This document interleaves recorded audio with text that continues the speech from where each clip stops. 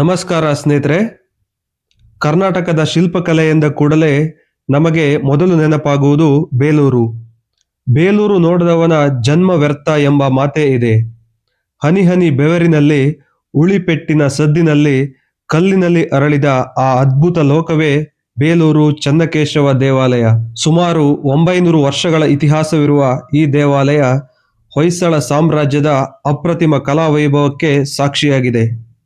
ಇಂದಿನ ವಿಡಿಯೋದಲ್ಲಿ ನಾವು ಈ ದೇವಾಲಯದ ನಿರ್ಮಾಣದ ಹಿಂದಿನ ಕಾರಣ, ಇದರ ವಾಸ್ತುಶಿಲ್ಪದ ರಹಸ್ಯಗಳು ಮತ್ತು ಇಲ್ಲಿನ ಪ್ರತಿ ಶಿಲೆಯು ಹೇಳುವ ಕಥೆಯನ್ನು ಸವಿಸ್ತಾರವಾಗಿ ತಿಳಿಯೋಣ.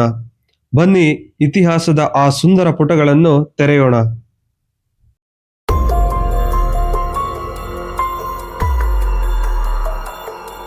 ಬೇಲೂರು ಹಾಸನ ಜಿಲ್ಲೆಯ ಯಗಚಿ ನದಿಯ ದಡದಲ್ಲಿದೆ. ಅಂದು ಹೊಯ್ಸಳರ ಮೊದಲ ರಾಜಧಾನಿಯಾಗಿದ್ದ ಈ ಊರನ್ನು ವೇಲಾಪುರಿ ಎಂದು ಕರೆಯಲಾಗುತ್ತಿತ್ತು. ಕ್ರಿಸ್ತ ಶಕ 1117ರಲ್ಲಿ ಹೊಯ್ಸಳರ ಪ್ರಸಿದ್ಧ ರಾಜ ಬಿಟ್ಟಿದೇವ ಅಥವಾ ವಿಷ್ಣುವರ್ಧನ ಈ ದೇವಾಲಯದ ನಿರ್ಮಾಣಕ್ಕೆ ಚಾಲನೆ ನೀಡಿದರು. ಇದನ್ನು ನಿರ್ಮಿಸಲು ಮುಖ್ಯವಾಗಿ 2 ಕಾರಣಗಳಿದ್ದವು. ಮೊದಲನೇ ಕಾರಣ ತಲಕಾಡು ವಿಜಯ. ಚೋಳರ ವಿರುದ್ಧ ನಡೆದ ಯುದ್ಧದಲ್ಲಿ ತಲಕಾಡನ್ನು ಗೆದ್ದ ನೆನಪಿಗಾಗಿ ಈ ವಿಜಯದ ಸಂಕೇತವಾಗಿ ದೇವಾಲಯ ನಿರ್ಮಿಸಲಾಯಿತು.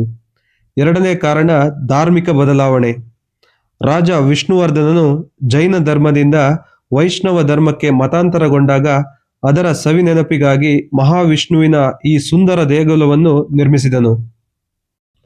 ಈ ದೇವಾಲಯದ ಅದ್ಭುತ ಶಿಲ್ಪಕಲೆಯ ಹಿಂದೆ ಇರುವುದು ವಿಶ್ವವಿಖ್ಯಾತ ಶಿಲ್ಪಿ ಅಮರಶಿಲ್ಪಿ ಜಕಣಾಚಾರಿ. ಅವರ ಜೊತೆಗೆ ಸಾವಿರಾರು ಶಿಲ್ಪಿಗಳು ಬರೋಬ್ಬರಿ 103 ವರ್ಷಗಳ ಕಾಲ ಈ ದೇವಾಲಯದ ಕೆಲಸದಲ್ಲಿ ನಿರತರಾಗಿದ್ದರು ಎಂದರೆ ನೀವು ನಂಬಲೇಬೇಕು. ವಿಷ್ಣುವರ್ಧನ ಕಾಲದಲ್ಲಿ ಶುರುವಾದ ಈ ಕೆಲಸ ಅವನ ಮೊಮ್ಮಗ ಇಮ್ಮಡಿ ಬಲ್ಲಾಳನ ಕಾಲದಲ್ಲಿ ಪೂರ್ಣಗೊಂಡಿತು. ಇಲ್ಲಿ ಬಳಸಲಾಗಿರುವ ಕಲ್ಲು ಸಾಮಾನ್ಯ ಕಲ್ಲಲ್ಲ. ಇದನ್ನು ಸೋಪ್ ಸ್ಟೋನ್ ಅಥವಾ ಬಳಪದ ಕಲ್ಲು ಎನ್ನಲಾಗುತ್ತದೆ. ಇದು ಕೆತ್ತನೆಯ ಸಮಯದಲ್ಲಿ ಮೃದುವಾಗಿದ್ದು ಗಾಳಿಗೆ ತೆರೆದುಕೊಂಡ ನಂತರ ಗಟ್ಟಿಯಾಗುತ್ತದೆ. ದೇವಾಲಯವನ್ನು ಪ್ರವೇಶಿಸುತ್ತಿದ್ದಂತೆ ನಮಗೆ ಕಾಣುವುದು ಬೃಹತ್ ಗೋಪುರ. ಆದರೆ ಇದು ಹೊಯ್ಸಳರ ಕಾಲದ್ದಲ್ಲ. ಇದನ್ನು ವಿಜಯನಗರದ ಅರಸರು ನಂತರ ನಿರ್ಮಿಸಿದರು. ದೇವಾಲಯವು ನಕ್ಷತ್ರಾಕಾರದ ಪೀಠದ ಮೇಲೆ ನಿಂತಿದೆ. ನೀವು ದೇವಾಲಯದ ಹೊರಗಿನ ಪೀಠವನ್ನು ಗಮನಿಸಿದರೆ ಇಲ್ಲಿ ಸಾಲು ಸಾಲಾಗಿ ಕೆತ್ತನೆಗಳಿವೆ. ಅತ್ಯಂತ ಕೆಳಗಿನ ಸಾಲಿನಲ್ಲಿ ಆನೆಗಳು, ಇವು ಶಕ್ತಿಯ ಸಂಕೇತ. ಅದರ ಮೇಲೆ ಸಿಂಹಗಳು, ಇವು ಧೈರ್ಯದ ಸಂಕೇತ. ಅದರ ಮೇಲೆ ಕುದುರೆಗಳು, ಇದು ವೇಗದ ಸಂಕೇತ. ವಿಶೇಷವೆಂದರೆ ಈ ಸಾವಿರಾರು ಆನೆಗಳಲ್ಲಿ ಒಂದರಂತೆ ಇನ್ನೊಂದಿಲ್ಲ. ಪ್ರತಿಯೊಂದು ವಿಭಿನ್ನವಾಗಿದೆ. ಬೇಲೂರಿನ ಅತಿದೊಡ್ಡ ಆಕರ್ಷಣೆ ಎಂದರೆ ಇಲ್ಲಿನ 42 ಮದನಿಕೆಯರು ಅಥವಾ ಶಿಲಾಬಾಲಿಕೆಯರು. ಇವುಗಳನ್ನು ದೇವಾಲಯದ ಮೇಲ್ಚಾವಣಿಯ ಆಸರೆ ಸ್ತಂಭಗಳ ಮೇಲೆ ಕೆತ್ತಲಾಗಿದೆ.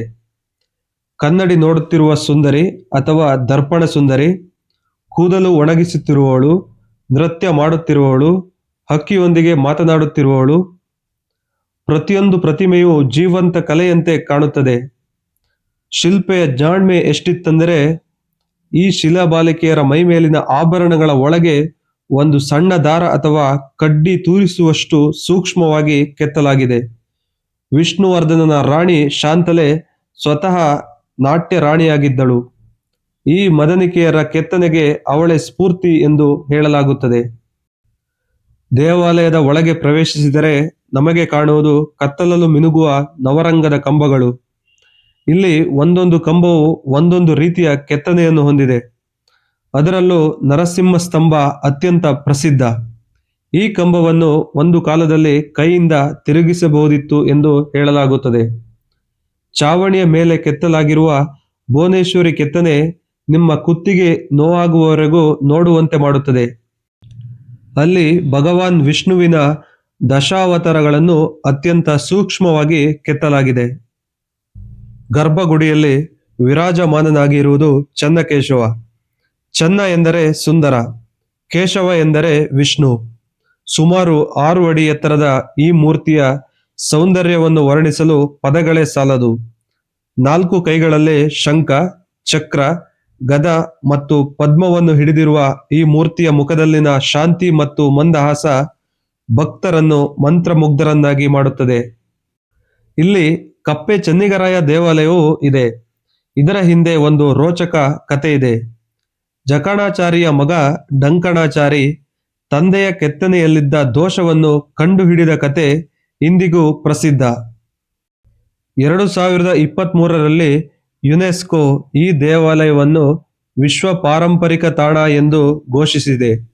ಇದು ಕೇವಲ ಕಲ್ಲಿನ ಕಟ್ಟಡವಲ್ಲ, ಇದು ನಮ್ಮ ಕನ್ನಡಿಗರ ಹೆಮ್ಮೆ, ನಮ್ಮ ಪೂರ್ವಜರ ಕಲಾ ನೈಪುಣ್ಯದ ಪರಮಾವಧಿ. ನಮ್ಮ ಮುಂದಿನ ಪೀಳಿಗೆಗೆ ಈ ಸೌಂದರ್ಯವನ್ನು ಉಳಿಸಿಕೊಡುವುದು ನಮ್ಮ ಜವಾಬ್ದಾರಿ. ನೀವು ಇನ್ನು ಬೇಲೂರಿಗೆ ಭೇಟಿ ನೀಡಿಲ್ಲದಿದ್ದರೆ ಒಮ್ಮೆಯಾದರೂ ಭೇಟಿ ನೀಡಿ.